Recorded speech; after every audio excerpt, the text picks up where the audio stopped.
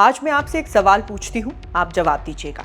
UP का प्रवीण हिमाचल आया अपनी गर्लफ्रेंड रुखसाना बानो के साथ। अब आप मुझे बताइए कि वो उसे घुमाने के लिए कहाँ ले जाएगा।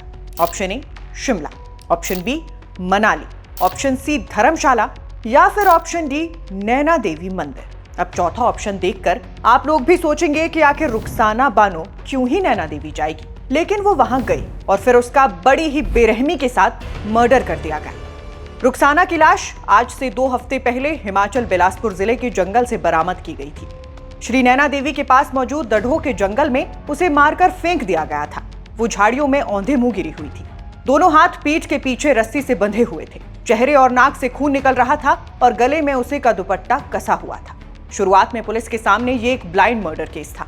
ना शव की पहचान थी, ना कोई दस्तावेज और ना ही कोई सीधा सुराग। हिमाचल पुलिस को सिर्फ इतना अंदाजा था कि युवती बाहरी राज्य की हो सकती है। ऐसे में सर्विलांस और सीसीटीवी फुटेज खंगालने का काम शुरू हुआ और यहीं से एक अहम सुराग मिला। मंदिर परिसर के कैमरों में एक युवक, एक युवती और 2 अन्य लोग वारदात से पहले साथ दिखाई दिए। तकनीकी जांच आगे बढ़ी तो हिमाचल पुलिस यूपी के उन्नाव तक पहुंच गई और फिर सच्चाई सामने आई तो पता चला कि हत्यारा प्रवीण पिछले 1.5 साल से रुखसाना के साथ रह रहा था। शादी का वादा किया, फिर धर्म का बहाना बनाकर पीछे हटने लगा। मगर जब रुखसाना ने शादी का दबाव बनाया तो उसे घुमाने के बहाने हिमाचल लाया गया।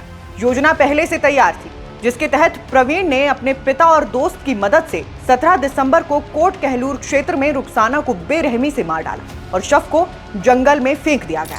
मगर हिमाचल पुलिस की मुस्तैदी से एक आरोपी को गुजरात से पकड़ा गया, फिर पिता पुत्र को यूपी से गिरफ्तार किया गया और आज ये मर्डर मिस्ट्री सुलझ चुकी है।